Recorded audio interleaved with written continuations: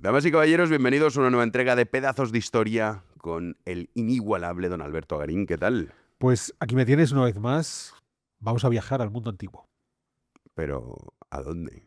Porque Vamos claro, a esto viajar, es muy amplio. vamos a viajar a Grecia, ¿A la antigua a Grecia? la antigua Grecia. Oye, no habíamos tocado mucho... Bueno, no habías tocado mucho esto, ¿no? No, porque hemos hecho toda esa parte previa. Hemos hablado de los cretenses, los Sí. pueblos del mar, los micénicos, pero todavía no habíamos entrado a la Grecia clásica. Ostras. Y vamos a entrar de lleno, Me motiva, me motiva. ¿Y con qué vamos pues con exactamente? las guerras médicas, Anda.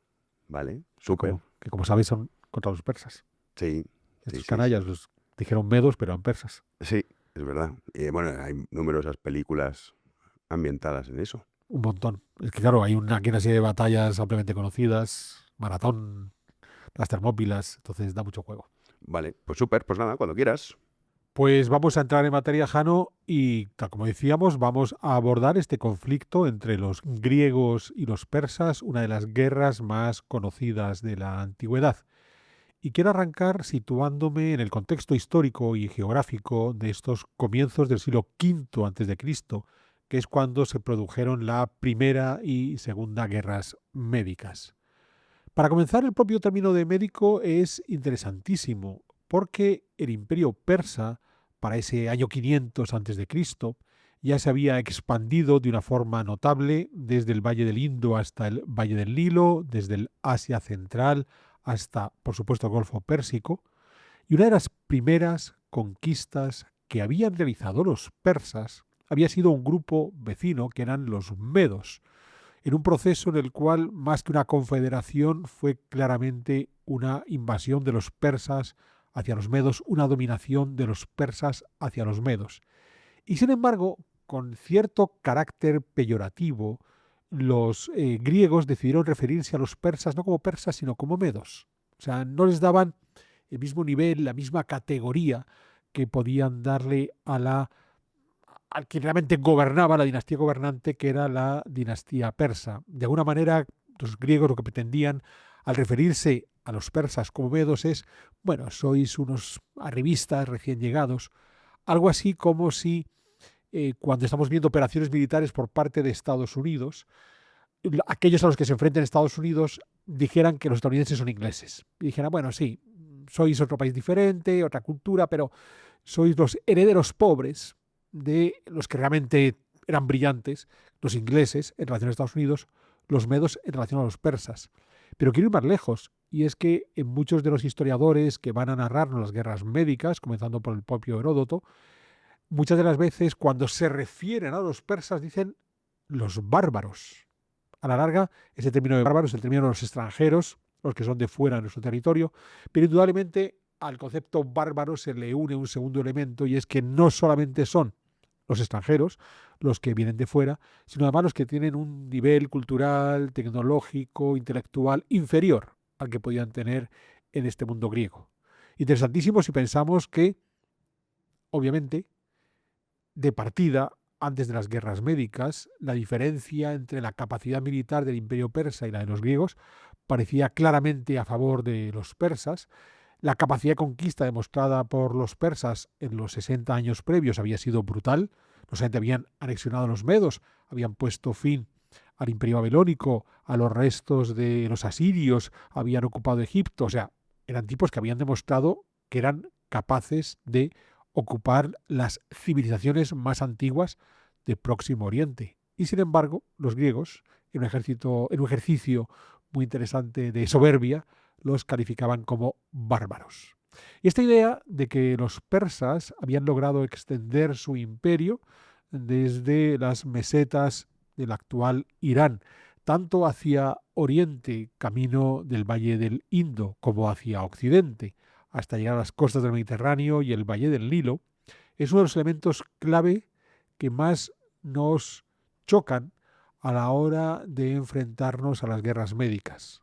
¿Cómo es posible que un imperio que en los 72 años previos a que está el conflicto de las guerras médicas hubieran sido capaces de dominar todo el mundo antiguo y sin embargo tropezaran en una piedra aparentemente tan pequeña como las ciudades griegas del Egeo? ¿Qué es lo que ocurrió?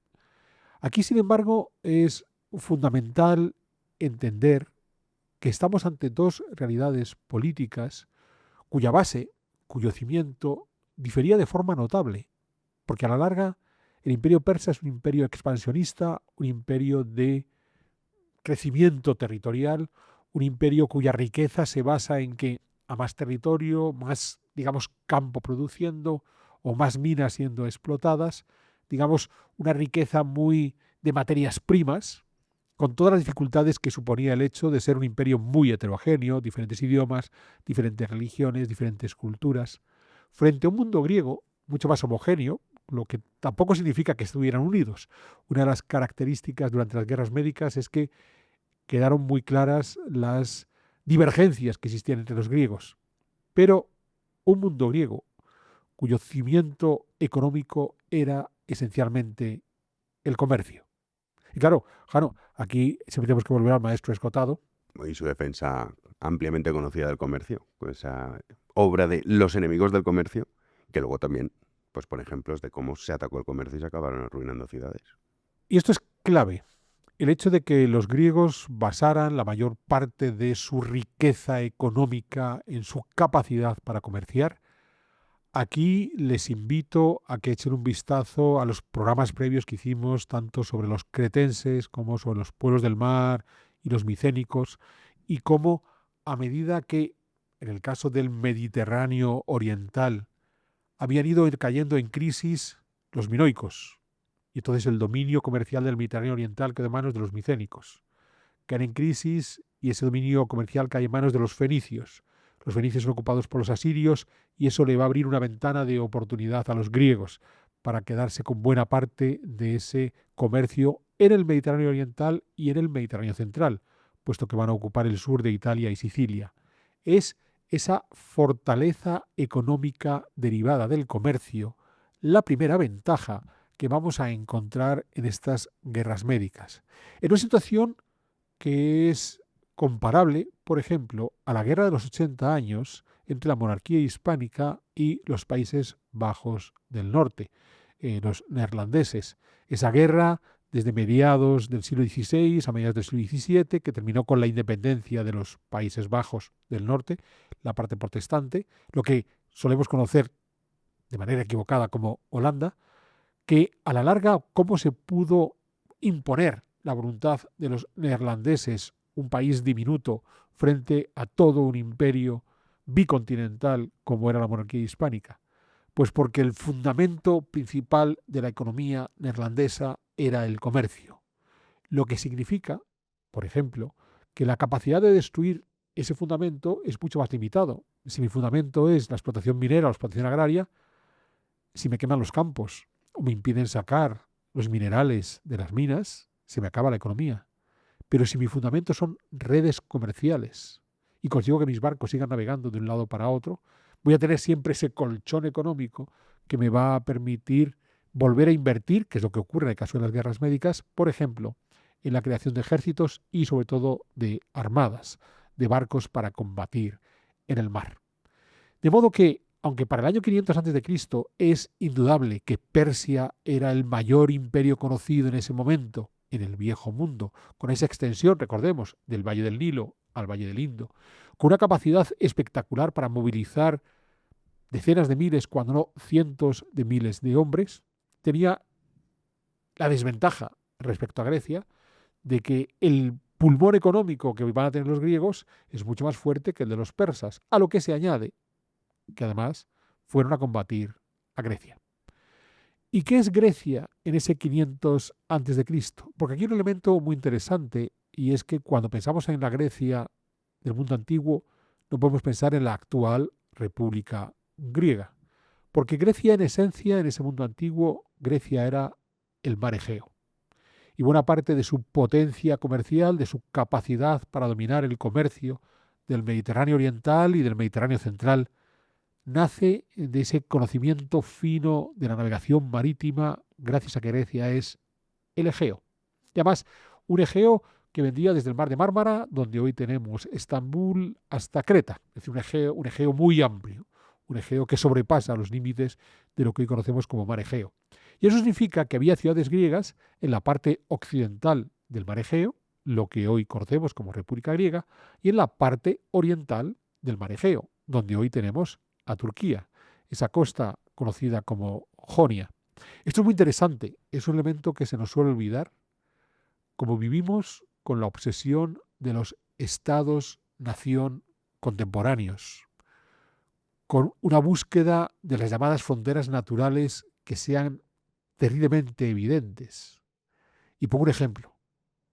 Cuando uno piensa en España, espera que ese sea el país que está en la península ibérica, claramente definida, porque está completamente rodeada por el mar, salvo por el istmo que comunica con Francia, pero en ese istmo hay una barrera natural que son los Pirineos. Y de esa forma parecía que los límites naturales a los que estaba abocada España a existir estaban ahí creados. Y quien dice España, pensemos en Italia, hay un límite natural, es tener una península, y el límite natural norte, en el istmo, vuelve a ser una cadena montañosa, que en este caso son los Alpes. Entonces, este tipo de ejercicios, muy de Square y Cartabón, de yo miro el mapa donde sitúo mi país y busco las fronteras naturales. Pensemos la obsesión cuando surge el Estado moderno de Francia con la Revolución Francesa, esa obsesión que tuvieron los revolucionarios por llevar la frontera hasta el Valle del Rin. No lo consiguieron, no lo consiguieron. Hay un pedacito que llega a tocar el Valle del Rin, pero hay otros países que se le colaron por medio de los franceses. Bélgica, Países Bajos, Luxemburgo, algún pedacito de Alemania. O sea, esa frontera natural no llegaron a alcanzarla. Eso choca con las dinámicas históricas como las de la Grecia antigua. Porque la Grecia antigua, insisto, era el país del Egeo. Y lo que le interesaba a la Grecia antigua era controlar las costas del Egeo. De ahí que, por ejemplo, no tuviera un especial interés por el norte de la península helénica, que es el norte de la actual República Griega y sobre todo la actual República de Macedonia del Norte, porque esos lugares interiores, ya en áreas montañosas, eso queda muy lejos de nuestros puntos de interés comerciales, que es la costa. Y lo mismo ocurría en la parte oriental del Egeo. Los griegos querían controlar la costa oriental del Egeo, la Jonia, pero el interior de Anatolia, ¿para qué? Uno puede decir, hombre, porque así controlo las minas, así controlo los campos de cultivo. No, yo no soy el que tiene que sacar el mineral de debajo de la tierra. Yo no soy el que tiene que cultivar el cereal en los campos agrícolas. Yo soy el mercader, soy el griego, soy el que controla el mar y controlo todas las costas del Egeo. Por eso, y aquí, claro, Jano, tenemos que volver a cuando hicimos los programas sobre la Primera Guerra Mundial y sobre todo los tratados de paz que vimos después. Todos esos tratados de paz, más allá del de Versalles, que es el conocido, todos los que nos contaste, que no son tan conocidos, pero también importantes. Eso es.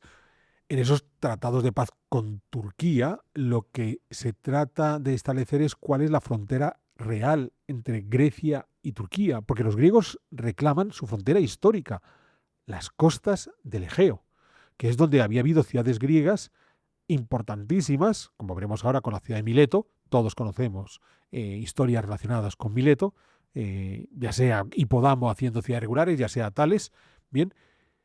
Mientras que Turquía reclamaba las supuestas fronteras naturales de los estados modernos, de los estados-nación, en donde yo tengo que ocupar la totalidad de la península.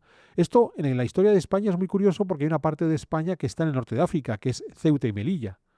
De forma histórica, la institución estatal que ocupaba la península ibérica también ocupaba el norte de África.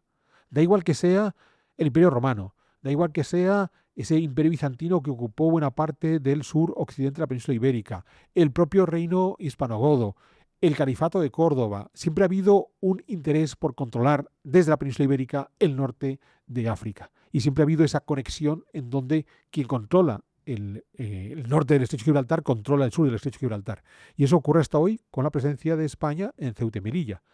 Pero para mucha gente es incomprensible que Ceuta y Melilla pueda ser español, puesto que no encaja con las fronteras naturales. Está al otro lado del mar, de eso que los romanos llamaban el mar ibérico. No es cierto.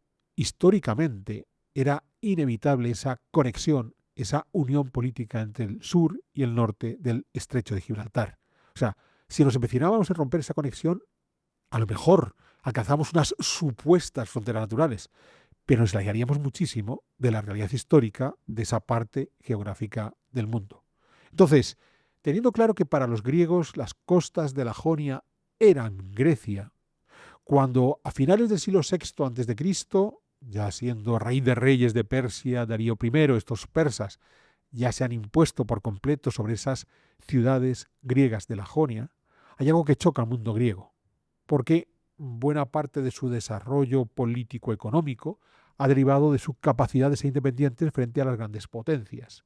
Pero hay una parte de Grecia que está siendo subyugada por los persas, que son estas ciudades jonias. Y aquí nos vamos a encontrar con el caso concreto de Mileto, porque lo que va a ocurrir en principio es que los persas establecen un buen acuerdo con las ciudades griegas de la Jonia, con las ciudades griegas asentadas en la costa de Turquía, Halicarnaso, Éfeso, Priene, Mileto, y es que permiten que sus estructuras políticas se mantengan, que su actividad comercial siga adelante, pero como súbditos del rey de reyes persa y por tanto con cierta carga fiscal. Pues bien, en el año 499 a.C., uno de los dirigentes, uno de los tiranos de estas ciudades de Jonia, el de Mileto, Aristágoras, decidió sublevarse contra los persas. Decidió reclamar su independencia como ciudad griega. Y Aristágoras consideró que lo mejor que podía hacer era apelar al auxilio de las otras ciudades griegas del otro lado del Egeo.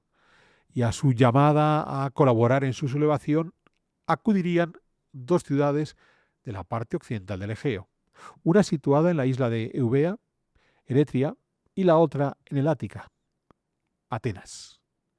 Ambas ciudades enviaron parte de sus ejércitos a apoyar esta revuelta de Aristágoras de Mileto y juntos decidieron asaltar la capital de este territorio persa de la península anatólica, que era Sardes, la vieja capital del reino de Lidia, la vieja capital del reino Creso. Y allá se fueron, atacaron Sardes, lo destruyeron, lo saquearon, y eso obviamente provocó el mal humor por parte del rey de reyes, de Darío I. Decidió atacar Mileto, siendo derrotado Aristágoras en el año 494 en la batalla marítima de Leda, tras la cual Mileto, la ciudad, será arrasada. Es muy interesante porque Mileto tuvo que ser reconstruida, tardó en ser reconstruida, tuvieron que pasar la Primera y la Segunda Guerra Médica, ya con la victoria definitiva de los griegos sobre los persas, para que estos milenses pudieran rehacer su ciudad. Y es entonces cuando aparece ese personaje singular que es Hipodamo de Mileto, a quien le podemos bautizar como el primer urbanista de la historia, porque se hizo una traza, que además es regular, la traza hipodámica, la traza donde las manzanas, las cuadras, cortan entre ellas en calles en ángulo recto, que va a ser en gran medida, curiosamente, el reflejo de la nueva situación política que va a vivir Mileto al final de las guerras médicas, cuando se imponga la democracia que venía de Atenas. O sea, se puso fin a la tiranía que había estado simbolizada por Aristágoras y se va a establecer una democracia que va a quedar claramente establecida en ese trazado hipodámico, en ese trazado regular. Solo que aquí, Jano, a lo mejor hay que afinar un poquito la idea entre democracia e isonomía.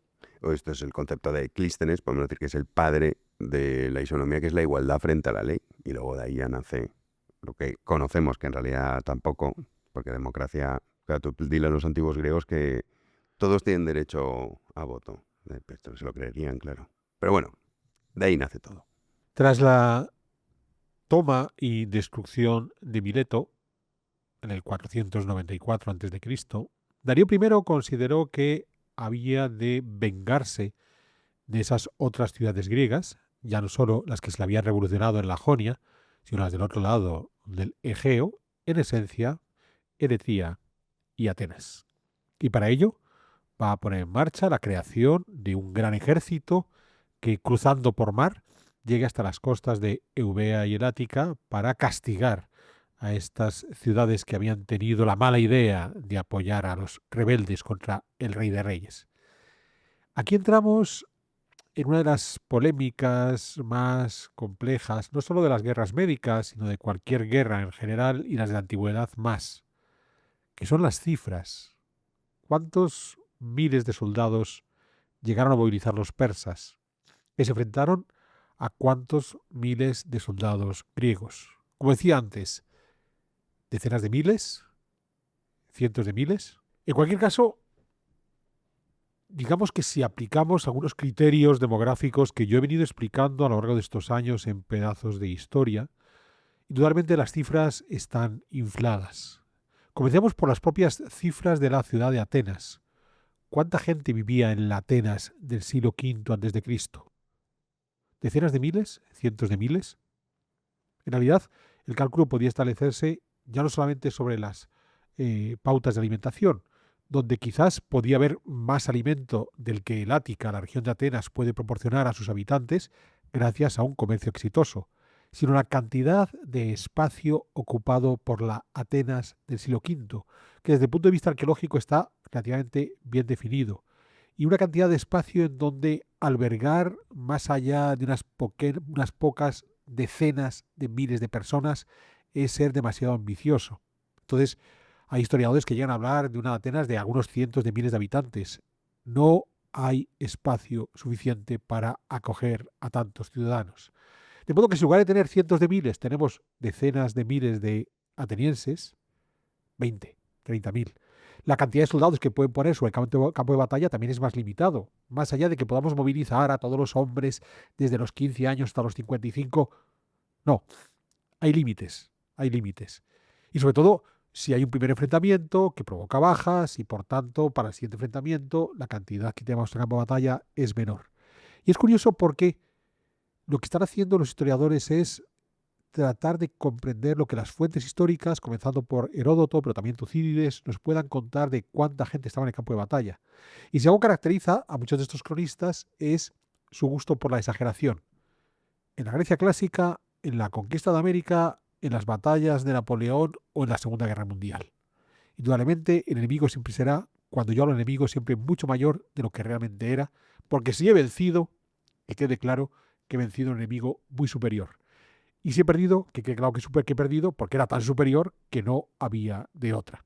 Entonces, aunque yo voy a dar algunas cifras de lo que va a ocurrir en las guerras médicas, voy a ser más moderado de lo que suelen ser, siendo consciente de que aún así es muy probable que estoy ofreciendo unas cifras muy superiores a las que históricamente había, e insisto, utilizando criterios como la ocupación real de la Atenas del siglo V y cuánta gente vivía en esa Atenas, no la cifra que me esté dando Heródoto o Tucídides, que no tiene ningún valor si la comparo con esa ocupación real de la ciudad de Atenas. Entonces, ¿qué es lo que moviliza a Darío I en aquel año 490?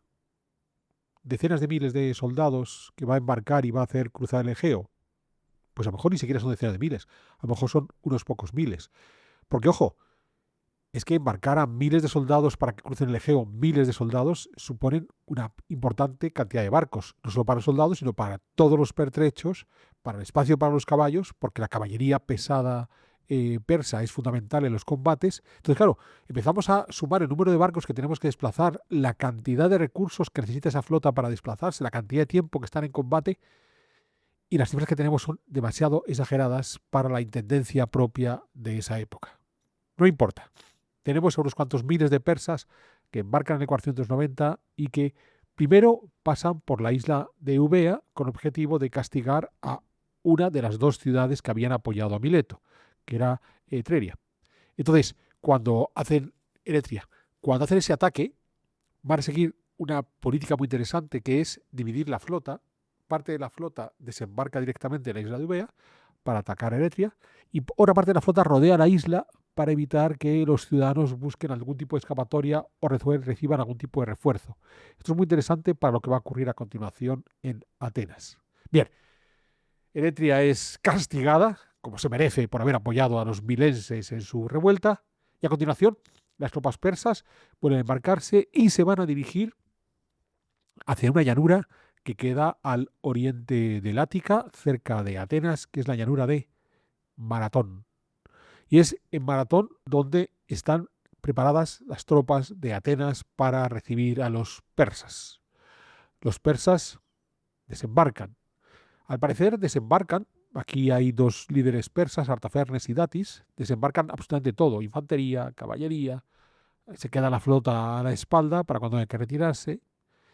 Tienen frente al ejército griego, que está dirigido por Milciades.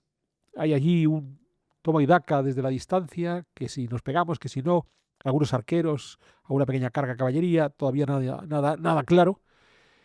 Y en un momento dado, todo apunta a que una parte del ejército persa va a ser reembarcado, el de Datis, quizás con objeto de repetir la jugada que habían hecho en Eubea, y era que parte de la flota evite que haya un apoyo de retaguardia o una huida por esa retaguardia. De modo que, si bien el ejército persa que desembarca en Maratón es muy superior al ejército griego que estaba esperando en Maratón el combate, en un momento dado ese ejército persa digamos que se queda a la mitad, porque la otra mitad o está embarcando o ya está embarcado cuando comienza la batalla. La cuestión está en que en el momento que se produce esa batalla, el ejército griego, básicamente atenienses, porque los espartanos en ese instante no acudieron a la batalla, estaban en un carnaval religioso que les impedía entrar en el combate y entonces no fueron allí. Aquí hay una historia muy curiosa porque cuando ya los persas empiezan a desembarcar, los atenienses enviaron a uno de los suyos, a Filipides, que en una larga carrera llegó a Esparta para decirle, chicos, nos hace falta vuestro apoyo, y regresó a Maratón diciendo, los espartanos no vienen, están de farra. Filipides es importante porque va a haber una confusión entre esta carrera que hace Filipides a Esparta y de vuelta para buscar el apoyo de los espartanos y la famosa carrera que es el origen de la maratón contemporánea. Bien, se ha retirado parte del ejército persa, o se está retirando, se está embarcando cuando comienza la batalla. Lo que vamos a tener son a los hoplitas griegos en sus formaciones casi de falange, allí bien macizos unos contra otros para aguantar el tirón. Y lo que van a hacer es estirar la línea de combate lo máximo posible para abarcar toda la línea de combate que tienen enfrente los persas, muy heterogénea. Hay caballería persa, pero hay soldados fericios, hay soldados egipcios, hay de todo tipo. Y se lanza el combate. Y la idea es que los persas lanzan lo mejor que tienen al corazón de la línea griega, que en principio es mucho más estrecha porque la han alargado mucho. Si logran romper ese corazón, lo que va a suceder a continuación es que pueden rodear las alas del ejército griego y a partir de ahí acabar por completo con el ejército de Atenas. ¿Qué sucedió en Maratón? Que el ala central, el cuerpo central, aguantó el empuje y las alas laterales, en el momento que logró el cuerpo central aguantar el empuje, las alas laterales fueron las que encerraron al ejército persa, que de esta manera fue derrotado. Esa mitad del ejército persa, mientras la otra mitad estaba ya en los barcos y empezaba a ir a camino de buscar otro punto de ataque contra los griegos. La derrota de ese medio ejército persa en la llanura de Maratón resulta sorprendente. No era lo que se esperaba. Era tal la superioridad, en principio militar, de los persas sobre los griegos que lo de Maratón fue muy chocante. Llega entonces la leyenda, se le pide a un soldado que parta corriendo a Atenas para que anuncie a las mujeres y los niños que se han quedado en Atenas que el ejército ha vencido. No vaya a ser que al ver llegar las velas de los barcos persas de Datis piensen que los atenienses han perdido la guerra y les habían dicho a las mujeres y los niños, si perdemos os matáis todos entre vosotros, os cortáis el cuello unos a otros porque no queremos que os entreguéis a los persas. De ahí la importancia de ese corredor que sale a la carrera a anunciar a sus familiares que el ejército ha vencido, que cuando llega a Atenas grita lo de Nike, victoria, y se muere. Normal, por día había estado horas y horas combatiendo y después sale a correrse sus 42 kilómetros y tantos metros, el pobre pues se habría muerto. Hay que considerar que ese corredor es Filipides. No, Filipides es el que fue corriendo a Esparta. Y tampoco queda muy claro si es un solo corredor el que acudió desde Maratón hasta Atenas en esa carrera o si directamente el ejército se replegó rápidamente a Atenas, no solo para que las mujeres no empezaran a sacrificarse, sino por si acaso Datis decidía desembarcar en último momento y había que entablar un nuevo combate. Da igual. Sea como sea, se ha creado la leyenda de Maratón y a partir de ahí, en las Olimpiadas, seguimos corriendo maratones. La cuestión está en que la batalla de Maratón tiene una literatura abundantísima desde dónde estaban colocados los ejércitos, que sí que sabemos lo de la línea estirada, todos los especialistas lo toman como válido, pero cómo estaba realmente colocado esa línea, en qué posición, no es nada claro.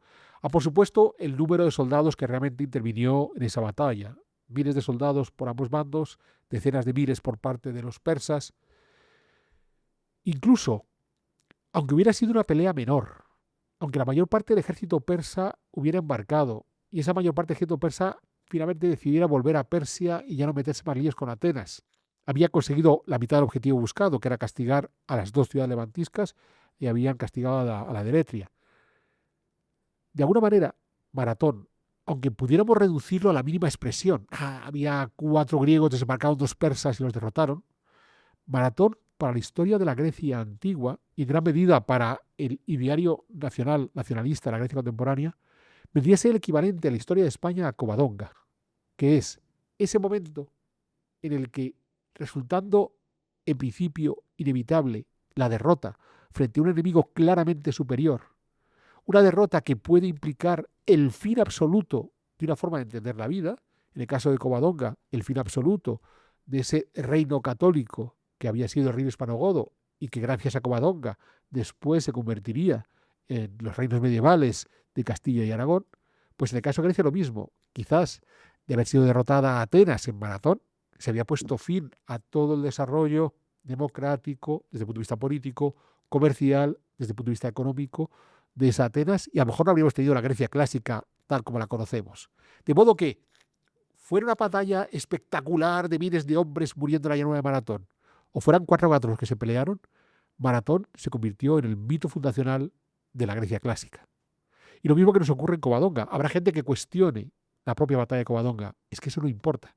Lo que queda claro es que a partir de ese momento se crea una dinámica, en el caso de Covadonga, de vuelta de los reinos cristianos a ocupar la totalidad de la península ibérica, y en el caso de Maratón, de consolidación del modelo político y económico de la Grecia clásica. ¿Qué ocurrió a continuación? Pues bueno, a Darío I, que sus tropas volvieran sin completar la operación de castigo contra los griegos, no terminó de convencerle y decidió que tenía que montar un nuevo ejército aún más poderoso que el anterior y lanzarse a por estos griegos. Solo que por el camino a Darío I le fueron surgiendo otros inconvenientes en otras de sus provincias, de sus satrapías, por todos lados, comenzando por una revuelta en el propio Egipto. De modo que Darío I tuvo que encargarse de pacificar a estos levantiscos dentro de su imperio antes de lanzarse a una nueva aventura contra los griegos.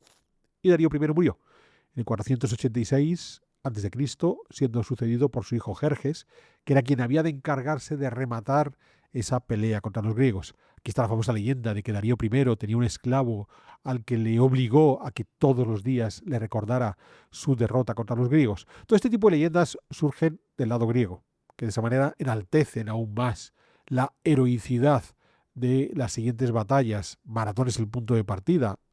Las diminutas ciudades griegas pudieron parar los pies al gran imperio persa. Es la Primera Guerra Médica. Pero cuando llevamos a cabo la Segunda Guerra Médica, pues la cosa va a demostrar que no fue por casualidad que sonara la flauta en Maratón. Los griegos estaban preparados para combatir contra los persas. Pues bien, como digo, a pesar de todo hubo que esperar casi 10 años, porque no fue hasta el 480 cuando los persas, por fin, de Jerjes I, lograron reunir un nuevo ejército que lanzar sobre el continente europeo. Con todo, era evidente que antes o después los persas querrían venganza de la derrota de Maratón, y esto había provocado dentro del mundo griego un paulatino acercamiento entre las diferentes ciudades que buscaban cómo asegurarse una coalición más o menos estable que les permitiera hacer frente a ese mundo de los persas. Y así en el 481 se firmó la Liga Helénica, en donde los dos principales miembros fueron Atenas y Esparta, que entre ellos hay que decir que no se confiaban nada el uno del otro. Hay que pensar que les preocupaban más las rivalidades al interior del mundo griego, rivalidades por el control del territorio, en el caso de Esparta la obsesión por dominar toda la península del Peloponeso, o rivalidades por rutas comerciales, como las que podían existir entre Atenas y Corinto. La cosa es que a pesar de todo, frente al gran riesgo de que los persas se echaran sobre Grecia, los griegos decidieron coaligarse en esta Liga Helénica del 481 a.C., que es a la que se van a enfrentar los persas. Y aquí hay un personaje ateniense fundamental que es Temístocles, porque Temístocles, que había participado en Maratón, que había entendido la importancia de pararle los pies a los persas en el campo de batalla, se dio cuenta que en realidad la clave no estaba tanto en tierra como en mar. Había que ser capaz de construir una flota de tal dimensión que pudiera acabar con la flota persa, lo que a la larga implicaba la incapacidad de los persas para enviar sus ejércitos de tierra sobre Grecia y sobre todo para enviar todos los pertrechos, toda la intendencia que esos ejércitos de tierra iban a poder requerir. Las medidas de Temístocles no fueron del todo bien recibidas dentro del Senado ateniense, por aquello de que los más viejos del lugar consideraban que el ateniense por antonomasia era el hoplita, el guerrero que con pies en tierra era capaz de enfrentarse a los enemigos más difíciles. Y lo que proponía Temístocles era convertir a los atenienses en remeros o en infantes de marina, por utilizar un término que podamos comprender. De modo que quedaba completamente lejos de lo que en un principio había sido el espíritu propio del mundo ateniense. Con todo, el tránsito de los ejércitos persas hacia Grecia, es cierto que tenían que cruzar el mar, al menos el Esponto, el mar de Mármara, ahí donde están los Dardanelos. No es que sea el sitio más difícil para atravesar con un número, digamos, limitado de barcos. Y el mismísimo Jerjes va a encabezar ese ejército, en donde de nuevo entramos en esta curiosa batalla de cifras. ¿Cuántos persas cruzaron en el 480 por la zona de Bizancio, hoy Estambul en ese momento? ¿Decenas de miles? ¿Cientos de miles? Es muy curioso porque si hubieran sido los cientos de miles que habitualmente se nos suelen decir, los 250.000 hombres que cruzaron, pues no sabemos qué ocurrió con ellos, porque desaparecieron con cierta rapidez. Y es que más allá de que va a haber unas cuantas contiendas, desde que empiezan a cruzar el mar de Mármara hasta las derrotas un año después en Platea, de la cantidad inicial, por muchas derrotas que haya, por muchas contiendas que haya por el camino, bajas, guarniciones que se van quedando, los cientos de miles, de nuevo estamos ante esa exageración de cifras indudable y sobre todo un cálculo de pertrechos. O sea, cómo alimentar a ese ejército. Va a decir, no, sobre el territorio. Ya, pero es que el propio territorio probablemente no tenía tal cantidad de habitantes. La Grecia, por la que está cruzando el ejército persa. De modo que el territorio daba para alimentar lo que daba para alimentar. Si duplicas de un día para otro, y aquí sí que es de un día para otro la cantidad de habitantes, te quedas sin recursos en un momento. Entonces, probablemente de hacer un ejercicio riguroso de la auténtica capacidad de abastecimiento que podía tener tanto los pertrechos que venían de Persia como el propio territorio de la Grecia continental y de movimiento y demás, las cifras se reducirían notablemente. Fuera cuales fueran, allá avanzó el ejército de Jerjes, en un momento en el que Temístocles considera que es necesario ralentizar el avance de ese ejército para, uno, terminar de organizar la flota que han venido construyendo en los 2 años, hasta tener unos 200 barcos. Creo que habían empezado con 12 o 14, ya tenía 200 triremes, una tecnología náutica muy interesante. Y además, Temístocles consideró que posiblemente era difícil defender Atenas frente al brutal ejército que había traído esta vez el rey de los persas. ¿Qué quería Temístocles? Pues bueno, primero evacuar Atenas y desplazó a la mayor parte de su población hacia la cercana isla de Salamina, en el mar, es una isla, al occidente de Atenas, más allá del actual Pireo. La isla de Salamina sigue existiendo, ¿eh? Lo interesante es que habían ido a ver los oráculos, estas cosas muy propias del mundo griego, y habían dicho que los griegos vencerían si se protegían detrás de una empalizada de madera. Y Temístocles logró convencer a la mayor parte de los atenienses que esa empalizada de madera eran los barcos de la flota. Hubo otros pocos, muy pocos, que dijeron que no, que había una antigua empalizada de madera que rodeaba la Acrópolis y que esta era la que realmente les iba a proteger. Esos pocos se quedaron y vamos a ver que terminaron muy mal. Pero como era necesario ganar tiempo en toda esta operación de retirada de los atenienses y de concentración de la nueva flota en torno a la isla de Salamina, había que pararle los pies al ejército persa. Y aquí es, Jano, donde tenemos unos acontecimientos más famosos de las guerras médicas. Muy conocida, pero sobre todo se hizo más conocida a través de esa película de los 300, que aunque tiene alguna cosita que no es exactamente igual, Ajá. no está tan mal contada, ¿no? Te recibió muchas críticas, un poco exageradas. Es Bueno, una a lo mejor película... la ambientación de las panoplias militares y demás había un pequeño inconveniente. Pero bueno, esa es la batalla, digamos, más conocida y gracias a esa película, pues todavía se hizo mundialmente famosa. Entonces, de las Termópilas sabemos buena parte de la leyenda, los famosos 300 espartanos que, encabezados por su rey Leónidas, se plantaron en aquel lugar estrecho y lograron contener al ejército de Jerjes durante 2 días. No solo estaban los 300, había otros aliados de otras ciudades griegas que también se quedaron. Leónidas le pidió a la mayor parte de los aliados que se retiraran, que no era necesario que se sacrificaran todos, pero hubo una parte que dijeron, bueno, pues aquí somos amigos, nos quedamos y aguantamos la que haya que aguantar. Al final, hay un griego que traiciona a los otros griegos, que le habilita un paso al ejército de Jerjes, que de esa manera puede rodear a las tropas de Leónidas y así acaba con ellos tras cuantiosas pérdidas por parte de los persas y ya digo, 2 largos días de resistencia, una cosa muy heroica, ya hemos hablado de la película y demás. El ejército persa sigue avanzando, llega hasta Atenas, los poquitos que se habían quedado en Atenas defendiendo la ciudad detrás de su empalizada de madera también van a morir, porque su capacidad de resistencia es absolutamente mínima, y es ahí cuando Jerjes se da cuenta que en realidad ha logrado el propósito que su padre quiso llevar a cabo 10 años atrás, que era castigar a Atenas con la destrucción de la ciudad. Va a arrasar la ciudad. Es muy interesante porque la va a arrasar hasta tal punto de que cuando hoy visitamos Atenas y visitamos la Acrópolis con todos sus monumentos, son los monumentos de la Grecia, del arte clásico, del arte griego clásico, porque los previos fueron todos arrasados por las tropas de los persas. Por eso cuando queremos ver arte griego arcaico, previo al gran momento clásico, a este siglo V, a este siglo de Pericles, hay que ir al sur de Italia, en esencia porque en el sur de Italia no llegaron las guerras médicas y entonces el nivel de destrucción fue mucho más reducido, por no decir inexistente, en relación con las guerras médicas. Pues bueno, otra consecuencia inesperada de estas guerras médicas, el surgimiento del arte clásico que domina de forma homogénea la Acrópolis de Atenas.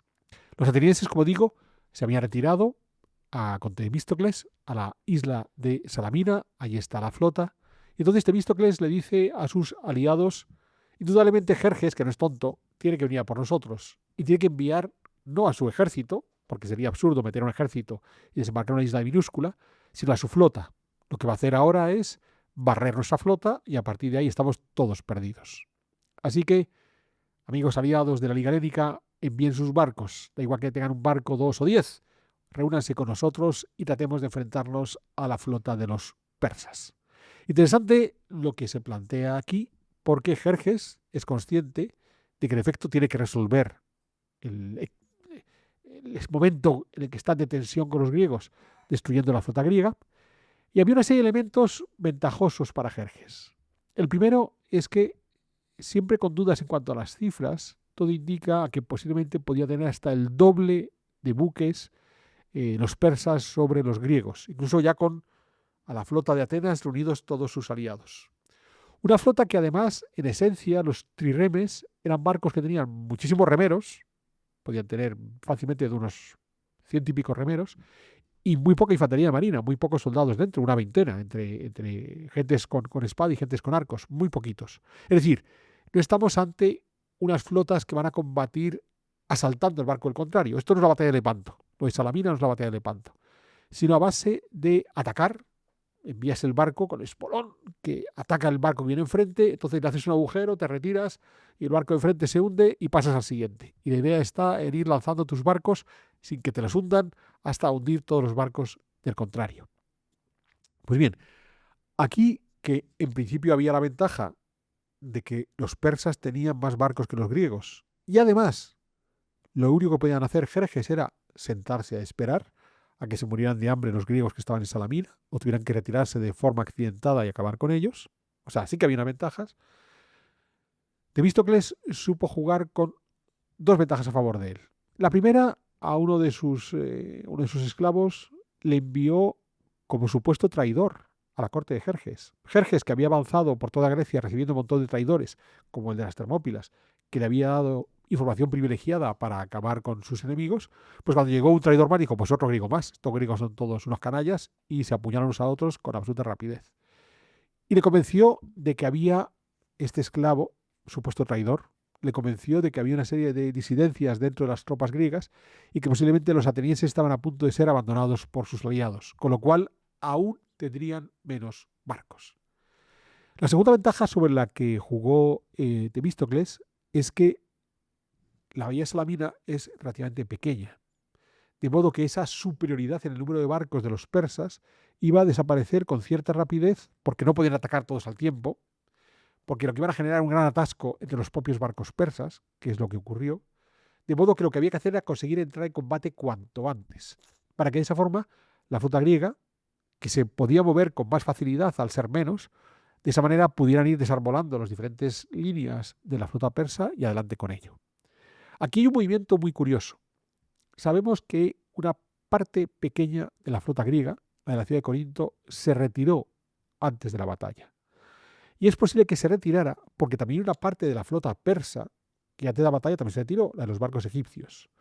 Esos barcos egipcios van a ser enviados por Jerjes a que rodeen la isla de Salamina para evitar que los griegos se puedan escapar por la parte de atrás o quizás buscando atacarles por la retaguardia. Y los barcos de Corinto posiblemente fueron a taponar esa segunda vía de paso. Y esto explicaría por qué ni corintios ni egipcios estaban en el momento culmen de la batalla. A partir de ahí se lanza la batalla. En efecto, lo que Temístocles había considerado es lo que ocurrió. La flota persa se desorganiza, se enredan entre ellos y se convierte en un objetivo fácil para los espolones de los triremes atenienses, griegos en general, que van hundiendo uno tras otro a buena parte de estos barcos persas. El propio Jerjes desde la costa, estamos hablando del verano del 480 a.C. El propio Jerjes desde la costa se va quedando sorprendido de cómo va perdiendo la flota y cómo van sus barcos yéndose uno tras otro al demonio. Hasta el punto que en un momento dado dice, dejémoslo, nos retiramos, o sea, no tiene sentido, voy a perderlo todo. Así que mejor me voy. Ordena que su flota se retire y él se retira con la flota, dejando a unos cuantos miles, dicen que decenas de miles, intentamos reducir el número, de sus soldados a cargo de otro general, de Mardonio, para que continúe al menos parte de la campaña, pero ya por tierra. Es cierto que estos pobres persas dejados en tierra, con la flota retirada y con capacidad de recibir pertrechos limitadísima, están abocados al fracaso. Pero por si acaso Jerjes dijo, hombre, a lo mejor de repente aprovechamos las disidencias entre los griegos y todavía sacamos algún partido de esta historia. La batalla de Salamina fue la batalla que demostró que Temístocles tenía razón, que estos enfrentamientos contra los persas y contra cualquier otro general se iba a conseguir la victoria en el mar. Había que dominar el mar, había que dominar militarmente el mar, y esto a la larga supondría el gran éxito de las siguientes décadas de Atenas, en el momento que ya Temístocles cae en desgracia como cabeza política de Atenas, y es sucedido por Pericles. Temístocles terminará sus días exiliado en el Imperio Persa. Hasta allá el hombre tuvo que irse a buscar refugio. Pero en cualquier caso dejó claramente la huella de o tenemos flota o Atenas no puede salir adelante. Y buena parte del éxito de esa Grecia de Pericles va a ser el dominio de los mares desde el punto de vista militar y, por supuesto, desde el punto de vista económico. Como digo, a pesar de la derrota de las Termópilas, de la destrucción de Atenas, la victoria naval de Salamina es de tal dimensión que prácticamente los persas quedan fuera de juego, a pesar de los miles de soldados que se van a quedar en el territorio continental de Grecia hasta el verano del 479, cuando en un enfrentamiento final, en la batalla de Platea, Mardonio sea completamente derrotado. Es curioso porque Mardonio en algún momento llegó a considerar la posibilidad de que quizás él sí lograría derrotar a los griegos y convertirse en una especie de sátrapa de Grecia. Pero es cierto que desaparecida la mayor parte de la flota persa, la capacidad de recibir refuerzos del ejército de Mardonio era inexistente y a partir de ahí poco más pudo hacer. Entonces la batalla de Platea, donde se enfrenta a las tropas dirigidas por un general espartano llamado Pausanias, que no es el geógrafo de varios siglos después, ahí es cuando ya quedan completamente derrotados los persas y se pone fin a esta Segunda Guerra Médica. Es cierto que el conflicto con los persas se va a mantener y se va a mantener durante varias décadas. De modo que en la historiografía hay un montón de debates. Primero se habla de una tercera guerra médica, que digamos es una guerra más sostenida, más silenciosa, donde no hay estas grandes batallas como Maratón, como Salamina, como Platea.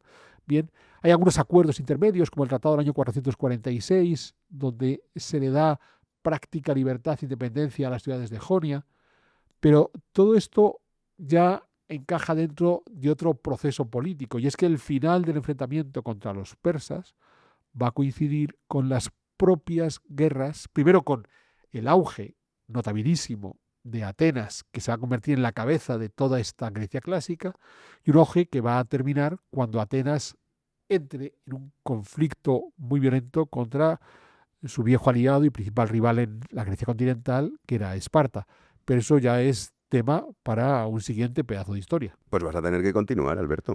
Sí, porque nos hemos quedado a las puertas de la Atenas de Pericles. Sí. La Atenas de la Grecia clásica por antonomasia, que tuvo ese colofón tan singular que es matarse los griegos entre ellos en las guerras del Peloponeso. Sí, es verdad que esto no lo habías tocado y es súper interesante. Y además tienes, aquí tienes material para... Aquí tengo material, lo que pasa es que tampoco vamos a abusar No, claro, no vamos a estar ahora todo un año con esto, pero... hablando de Grecia, pero habrá que volver a Grecia.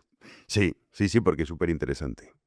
Y además, que es que tienes no solo la parte militar, si es que luego también tiene la parte filosófica, la parte social, la parte cultural. O sea, es que ahí tienes de todo. Pero es curioso porque la parte, digamos, filosófica cultural más exitosa es después de Pericles. O sea, hay que pensar que Platón o Aristóteles vienen después. Pero bueno, aquí está en la base. O sea, los sofistas, los presocráticos están por aquí moviéndose. Entonces podremos hablar de ellos también.